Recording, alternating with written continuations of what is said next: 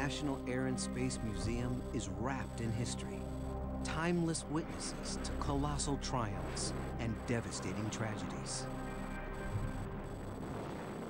But the Air and Space Museum preserves more than flying machines. It also holds a vast collection of films, a treasure trove of time capsules that bring to life astonishing tales of daring pioneers and inventions that changed history. Now, presented for the first time in high definition, the story of America's first 10 years in space.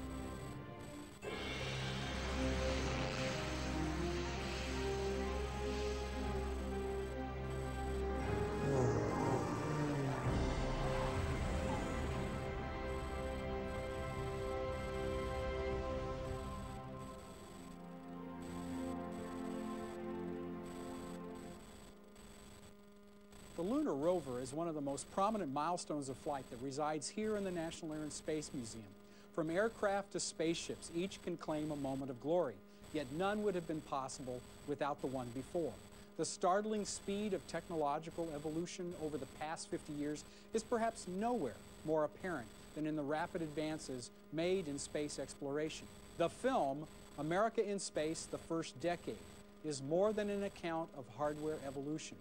It recollects the unshakable optimism of the time when space seemed to offer unlimited opportunities. Tracing back the birth of American space exploration, this gem from the archives, now in full high definition, will take you on an exciting journey that is as much about the past as it is about our future.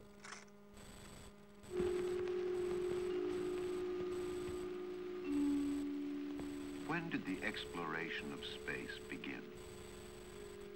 At what time did man first embark upon his journey to the stars? Primitive man gazed in awe at the infinite lights of the heaven, wondered how different they were from his own earth.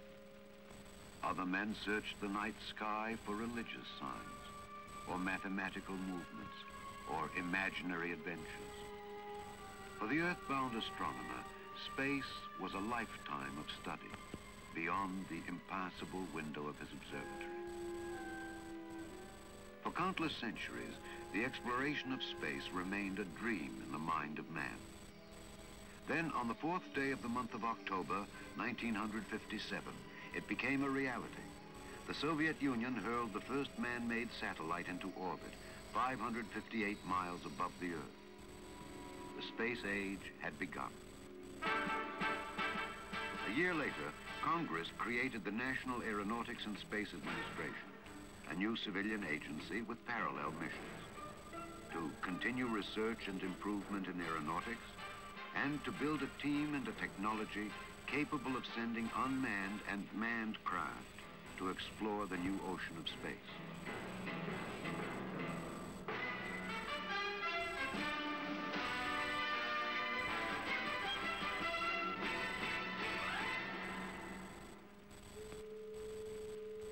Today, after a decade of research and discovery, America stands ready for the next step, a journey to the moon.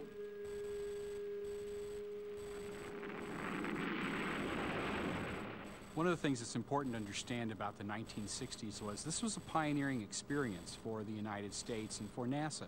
Nobody understood at the time how difficult spaceflight was going to be.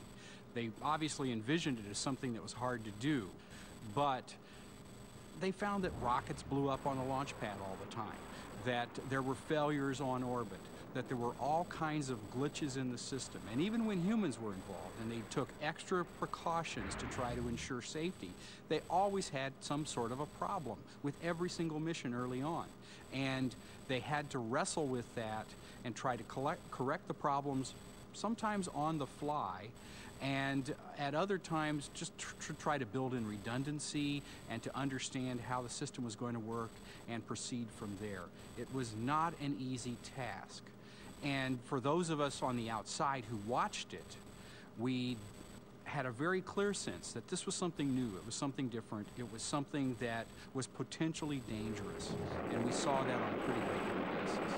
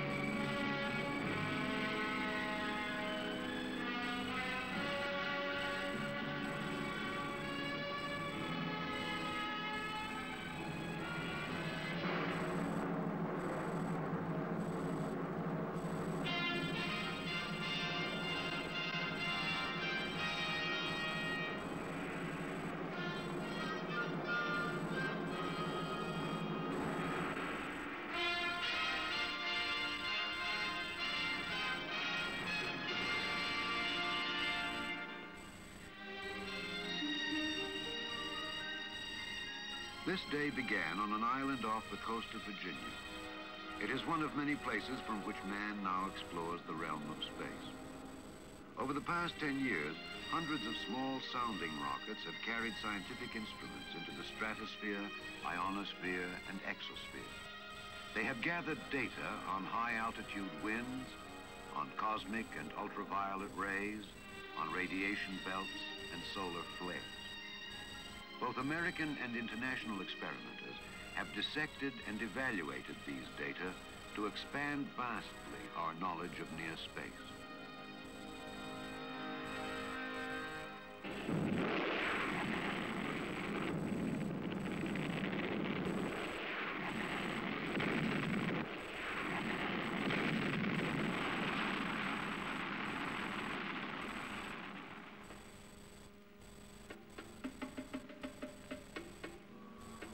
At other NASA centers, scientists, engineers, and technicians developed and tested new families of scientific satellites. Unmanned spacecraft, which would extend man's senses where he could not yet see or hear or touch. Spacecraft which took scientific equipment and experiments into the unknown darkness and sent back the light of new knowledge. From these satellites, man has learned the nature of microscopic particles in space. He has measured air density at great altitudes, discovered how electrons deflect radio waves in the ionosphere, and where radiation belts encircle our planet. He has determined the true shape of the Earth and mapped it more precisely, made new measurements of solar energy, and sent telescopes into the night for a first clear look at the stars.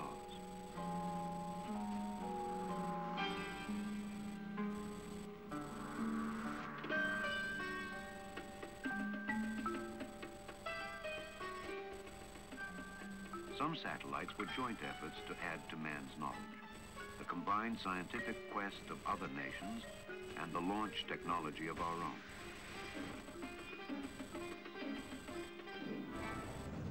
When we sent space probes to Mars, to the Moon, to Venus, to other parts of the solar system in the first part of the 1960s, we realized that we could also use those same technologies, modified slightly, to learn more about this planet and to provide practical applications for us here on Earth.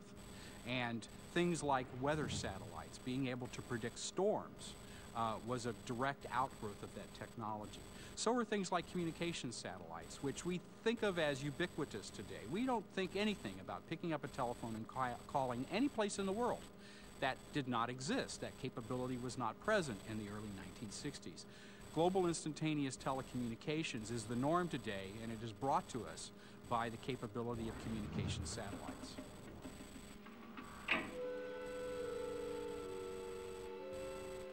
The early scientific satellites carried only instruments into space.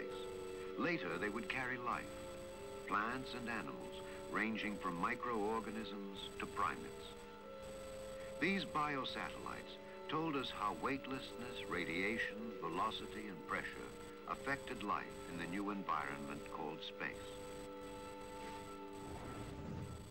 There was a true concern at the beginning of the space age as to whether or not humans could operate in this extremely hostile environment in space, where you're weightless, where exposure to the outside without artificial means of maintaining your life means instant death. Those were real concerns. And can humans operate in this vacuum of space? Can we think? Do we have motor skills? Will our body deform in certain ways because of a lack of gravity? All of those were questions that had to be answered. And the Mercury program of the early 1960s was one of the key means of answering those questions. As man learned more about the Earth and near space, he sought to know about his neighbors in the solar system. Probes were hurled through interplanetary space to the neighborhood of Venus and Mars. Nearing Venus, our spacecraft reported the atmosphere to be very dense, the surface hot enough to melt lead. These investigations told scientists that on Venus, there is little likelihood of life as we know. In one of the most spectacular feats of the decade, NASA sent a deep space probe sailing across uncharted seas, more than 360 million miles, to look for a brief but wondrous moment at our nearest Mars, pockmarked with craters, with little or no magnetic field or gravity. When NASA sent Mariner 4 to Mars in 1965, we really anticipated that we were going to find some form of vegetation there, perhaps some other types of life. We did not anticipate that Mars was going to be a cratered landscape looking a lot like the moon, and it really did dash our hopes. As late as the mid-1960s, when I was a boy in grammar school, we had a science textbook that talked about seasonal changes on Mars and plant life changing. That's what we understood about it at the time. We changed that based upon what we learned from Mariner 4. It changed our perspective on Mars, it changed our perspective on the solar system, and we've kind of grown up as a result of that and moved in other directions in our science. As important as the return of scientific information was the new confidence gained in our technological maturity, that man could design and control such complex operations across millions of miles of interplanetary space.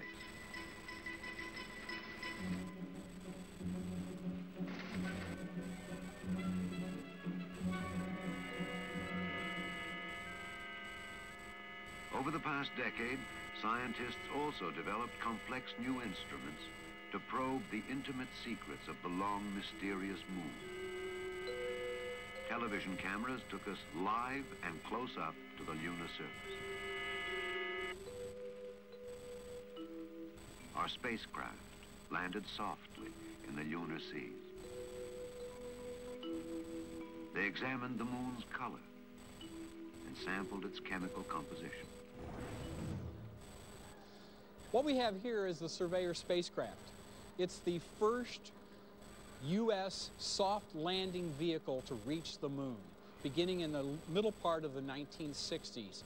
5 of these were successfully landed on the lunar surface.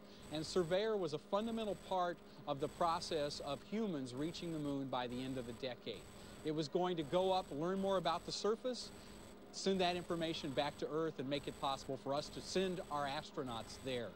The most important and interesting thing about this spacecraft, in my mind, is the little scissor arm that you can see extending from it that would go out, pick little samples up of the lunar surface and bring it back and put it in a little experiments package, kind of a chemistry set that would analyze the regolith and tell us more about the composition of the lunar surface. The other thing that's interesting about it is on the second landing mission, Apollo 12 landed within a few hundred yards of one of these spacecraft on the moon. And they walked over and they took pieces of it off and brought it home for analysis. One of the pieces that they brought home was the television camera, which you can see sticking up looking a little bit like a periscope at the top of the spacecraft. They brought it home, and when they did the analysis, what they found was that there was some bacteria that was on it from the launch. It had gone to the lunar surface, gone into hibernation, but had survived. When it returned to Earth, the bacteria reemerged, and they came out and did all the things that bacteria do thereafter. So that was an important piece of knowledge. While we don't survive the vacuum of space, certain types of life on Earth, less complex forms of life, can survive the vacuums of space. And that's an item of knowledge that's worth knowing going into the future. But the Surveyor spacecraft itself was critical to our ability to reach the moon by the end of the decade.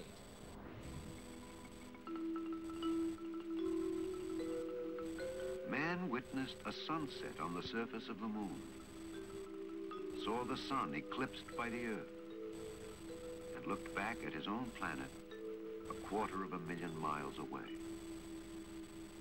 Other spacecraft circled the moon, photographing its yawning craters and soaring peaks, mapping more than 95% of its entire surface. These studies proved that man could land and walk upon the lunar soil.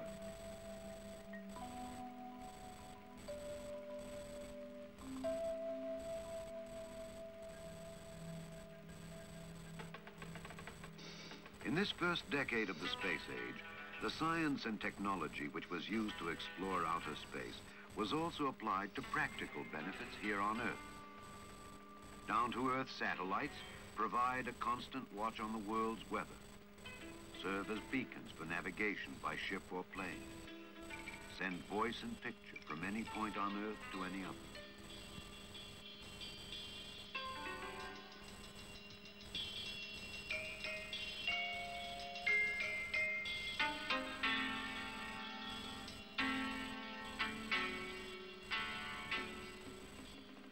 In 10 years, we have come from a few experimental weather satellites to an operational system capable of night and day observations around the world. Today, satellites take portraits of storms that span half a continent and transmit them to meteorologists in many nations. They have detected hurricanes and typhoons and given valuable hours of warning to those who live and work in their pathways.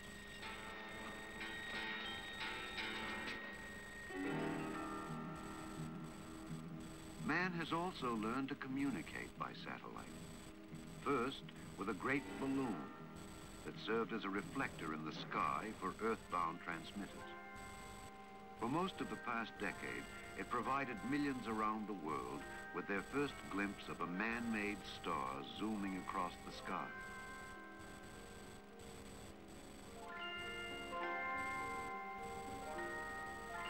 Other satellites followed that could perform increasingly complicated communication tasks. Today, the technology proved out by these first families of satellites has been put to commercial use in an operational system which is available not only to television networks and businesses, but to people everywhere.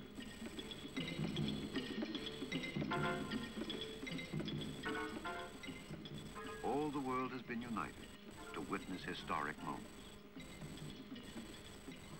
Communication satellites have provided a valuable bridge to scientists working at distant points in the world. This is the TIROS weather satellite. It's a fascinating piece of technology that dates from 1960, when the original of this was launched into Earth orbit. It was the world's first weather satellite. Very important development in the history of the space age. Almost immediately after the space age began, and we started to send satellites into Earth orbit for scientific purposes and plan missions with humans, we realized that we could undertake very practical applications with using satellites in Earth orbit. And one of the things that we first hit upon was the idea of a weather satellite. Taking pictures of the Earth's weather patterns from Earth orbit is really important.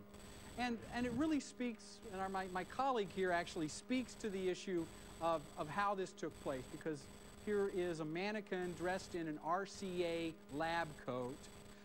It's out of the industry that most of the application technologies really emerged, and TIROS is an example of that type of technology. It enabled us to do a lot of things we weren't able to do previously, and it's kind of fascinating in a couple of ways. The first one is we put a camera on this, and you can see the small camera at the bottom of the satellite that was able to take photographs of the Earth and then beam them back to a ground station where they could then be analyzed and used for weather prediction and climatology studies. But we also had to figure out how to power the spacecraft longer than just the lifetime of a battery. Up to this time, we had only used batteries in satellites. And so you see on this particular satellite, around the outside of it, the little bluish rectangles are solar cells that help to collect light from the sun and turn that into power for the spacecraft, enabling it to operate not just for a few weeks, but for months, in some cases a little later on with the system into the years that it was able to operate. TIROS is an important development, and it enabled us to satisfy an age-old quest to understand the weather patterns and the climate of the Earth. Previously, we had collected data, but only at the local level. Now we could take it and collect data on a global scale. That's the fundamental challenge, and that's the change that took place with TIROS.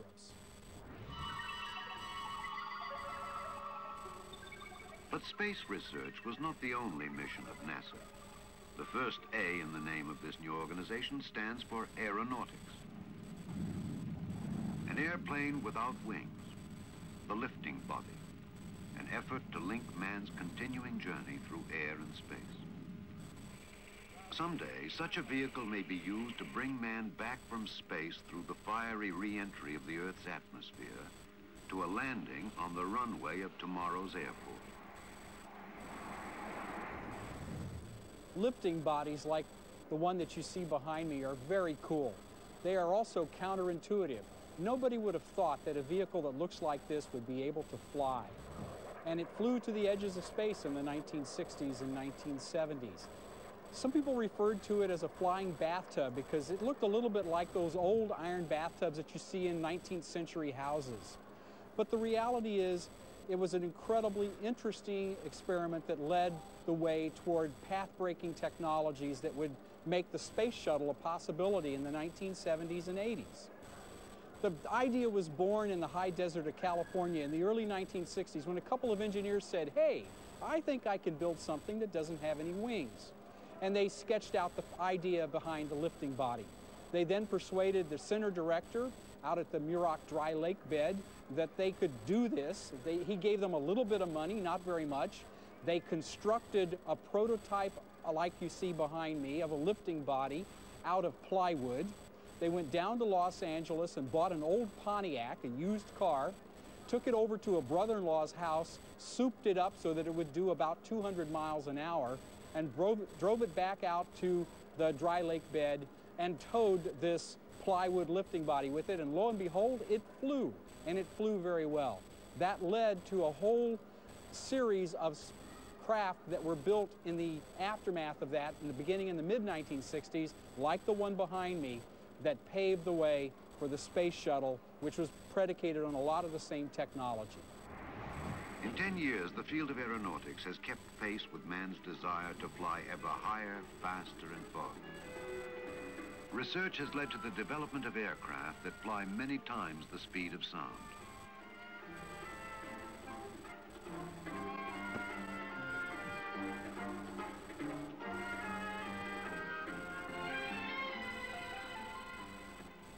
New planes have been developed that rise vertically and fly at jet speed.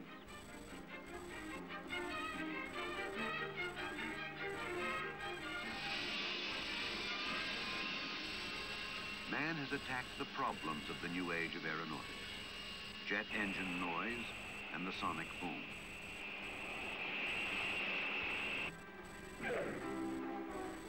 He has concerned himself with the safety of aircraft and their passengers.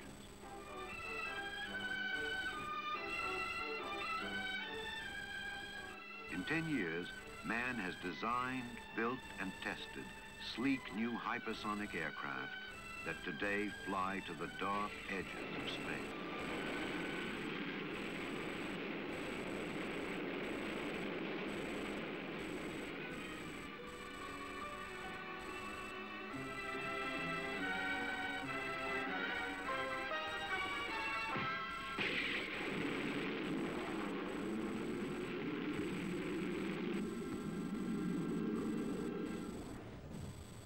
The X-15 and the other hypersonic vehicles that were built and tested in the 1960s were critical to our understanding how to build a space plane, how to go from essentially a standing start on Earth into the transonic, then the supersonic, and ultimately the hypersonic realm that will enable us to reach Earth orbit.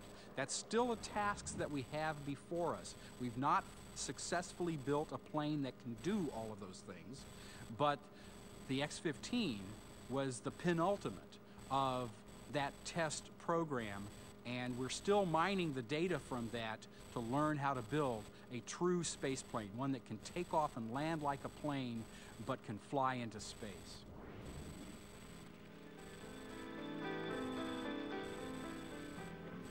But the journey to the edge of space was not far enough.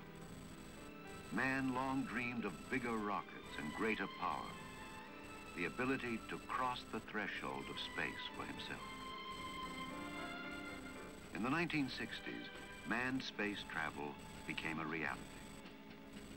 Many men here on Earth helped ready the systems which would take a few men across that frontier.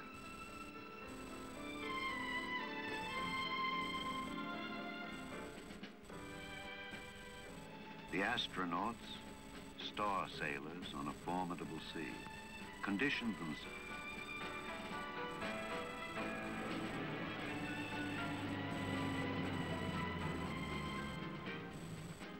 Then came the day when the first man was ready.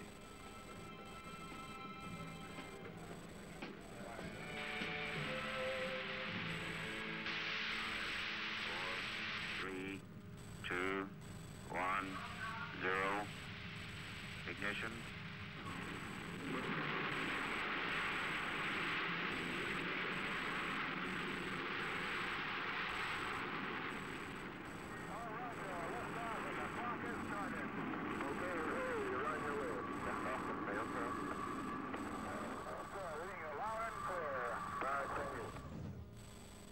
This is John Glenn's spacecraft from the Mercury program, better known as Friendship 7. The first capsule launched by the United States with a human being aboard into Earth orbit in February of 1962. When John Glenn first flew this mission, it signaled a fundamental shift in the way in which we looked at the heavens, as now for the first time an American astronaut had been there. The spacecraft itself is not terribly sophisticated. It is a single astronaut capsule. Only one individual is to be aboard. In terms of the spacecraft itself, what you'll find is a set of consoles and controls that look not unlike what you would see in an airplane of the era, but it's a very unsophisticated piece of technology from our standpoint today, with all these wire bundles and toggle switches and things of this nature, which we don't think of much anymore when we're doing technology. It also is a very tight fit. The astronaut has a contour couch that is really only designed for them. Another astronaut couldn't use that couch very effectively. And we weren't sure what would happen to the astronaut when they were in orbit, but we certainly wanted them to come back safely. And that's the fundamental task that this particular spacecraft was able to accomplish, taking them from the ground into Earth orbit and successfully back home on parachutes deployed from the top of the capsule into a water landing where they would be rescued by the U.S. Navy. Many astronauts would follow on longer voyages into space. The experience of each added more knowledge to the textbook for all of those who would come after them. Missile power, go. RF systems, go. Propulsion, go. AMR telemetry, elevator quality. Mercury capsule, go. 3, 2.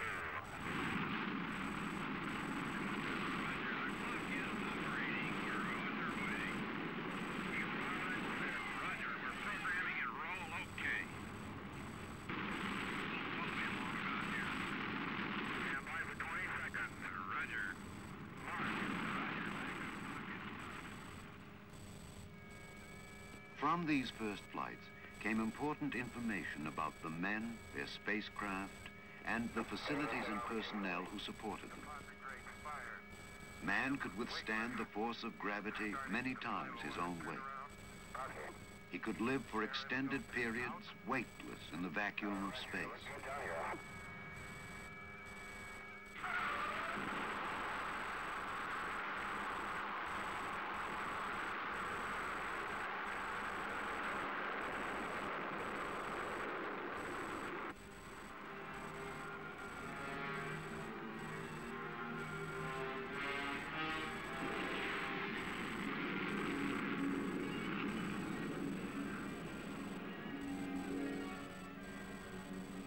Man could maneuver his own spacecraft in orbit, make scientific measurements, take photographs of the space around him and the Earth below. Gemini 6, Houston is standing by. Roger, understand. Station keeping at 120 feet. Man could locate other spacecraft hundreds of miles across the ocean of space. 79 Hawaii. Hawaii, I've got a hard look at the machine here. Boy, they look right. The jaws are like an alligator's jaw that's opened and looks like they're fully extended. Roger.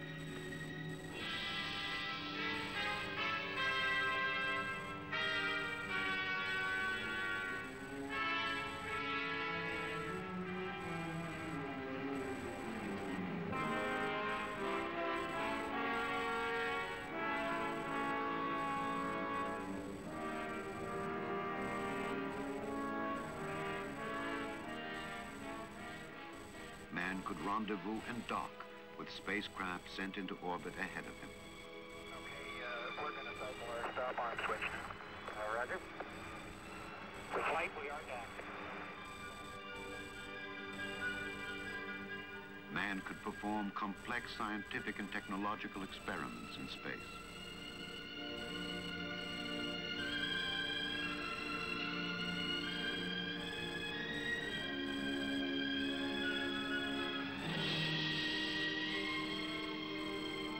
Man could walk and work outside his spacecraft.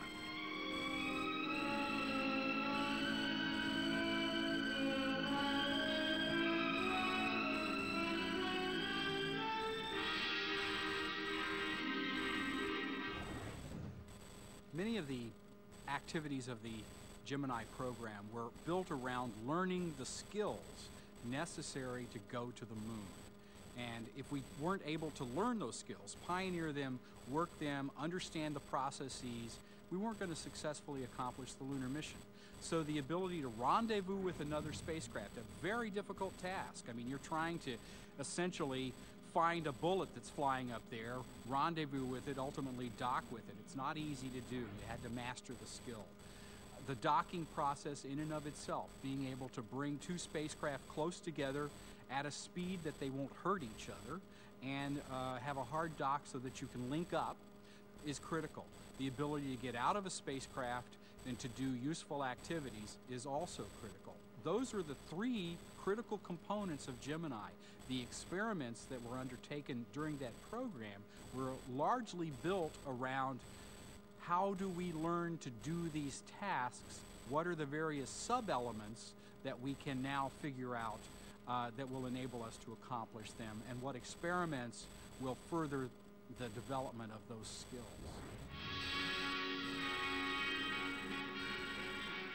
The astronauts could meet successfully all their objectives and safely sail back to home port on the Earth below.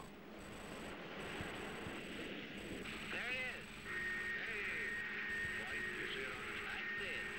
Well, Houston, we've got you on the move too. You look good.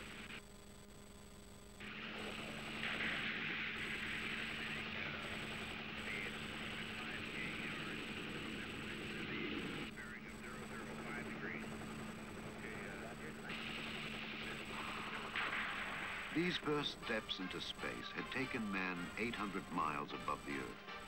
Yet he dreamed of more distant and demanding voyages, expeditions which would require bigger rockets and more sophisticated spacecraft, larger crews, and longer times. And so man began his rehearsal for the moon, and the nation was ready to meet the challenge.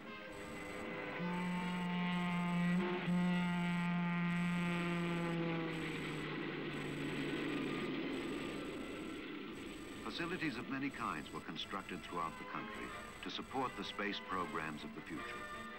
Offices and research laboratories, testing chambers, clean rooms, carpentry shops, tracking stations, blockhouses, and launch pads. Most were designed and built to house a science and technology that did not exist 10 years ago.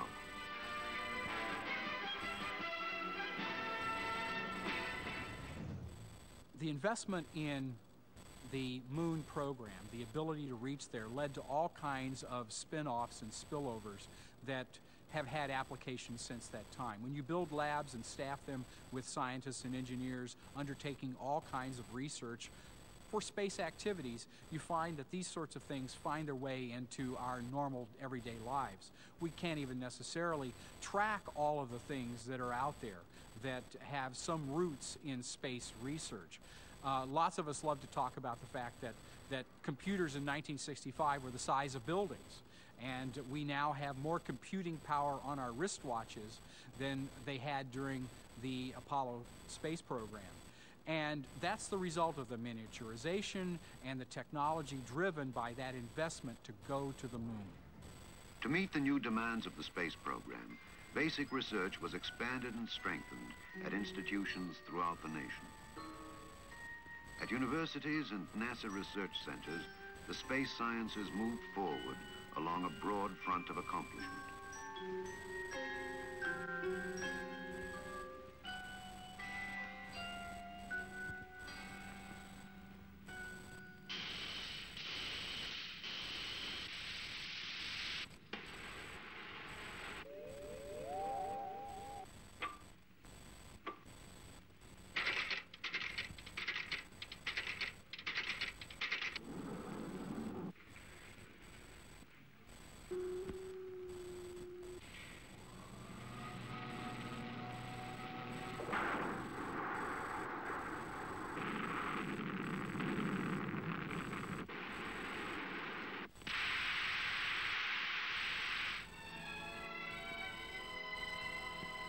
Behind the spacemen have stood thousands of engineers, scientists, and technicians, all part of the team dedicated to building and testing the many components which contributed to the dream.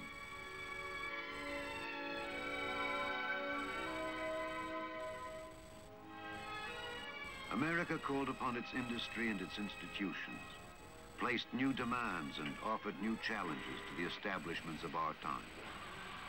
Education contributed ideas and experiments, scientific expertise, and trained manpower. Industry solved thousands of insoluble problems, found new methods and new materials when they were needed, achieved new heights in quality control and rates of performance.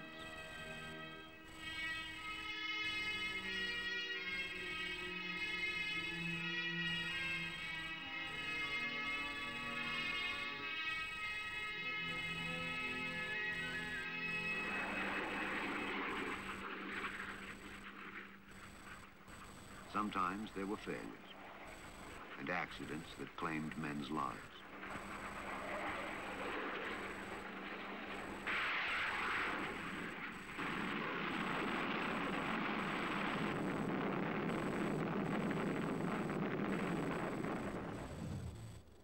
We've always known that spaceflight is risky business, and the Apollo program that took our astronauts to the moon was no different. We understood that rockets sometimes exploded. We knew that there were other types of accidents that took place. But nothing brought this home more tragically than the loss of the Apollo 1 crew in January of 1967 in a ground accident. But the irony of that accident was that we were able to rebuild the spacecraft, to re-engineer its components, so that it would be more safe when astronauts actually flew to the moon. And those astronauts flew on top of a mighty Saturn V, the most powerful rocket that was ever built. Controlling that rocket, making sure that it did not explode, but instead enabled astronauts to reach into Earth orbit and ultimately beyond, was a fundamental task of the human program to reach for the moon. But we learned from our failures, corrected the faults, and continued the work to be done.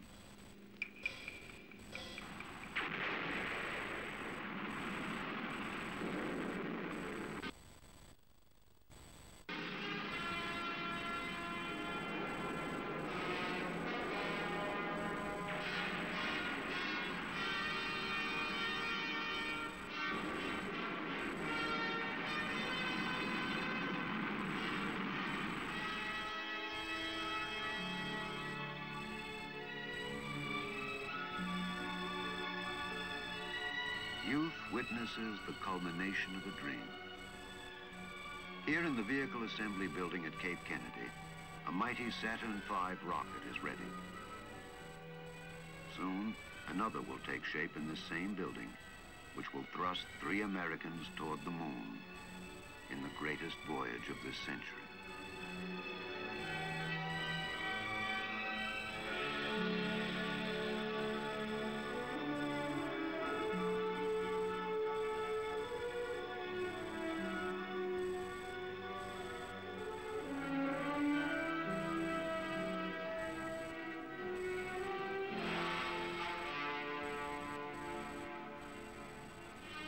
And now a new rocket is rolled out for another test of our lunar mission capabilities.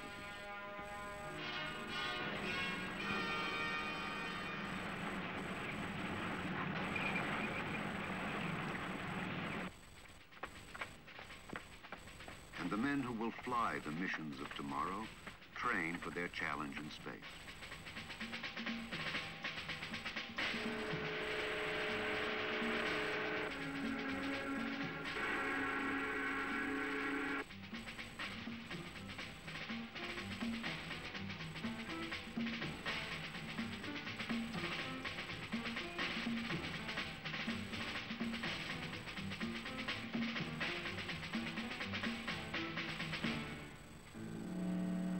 Is that closing velocity about right? That's correct. Quantity monitor descent. Descent. Helium monitor select switch to supercritical position. Supercritical.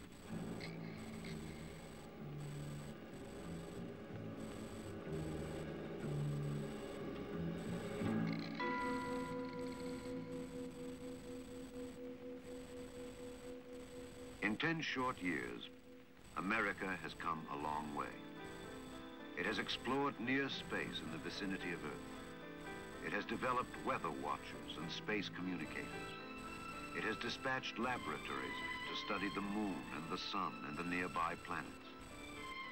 The past decade has seen man exceed all his previous achievements in air and space.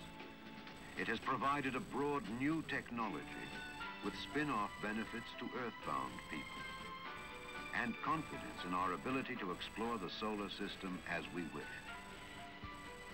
What has been done and what has been learned belongs to all who live now and in the future in this age of space.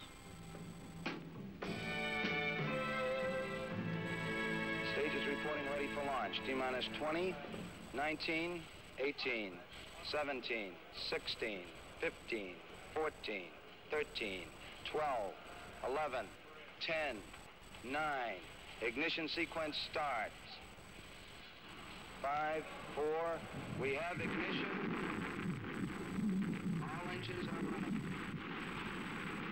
We have liftoff. We have liftoff.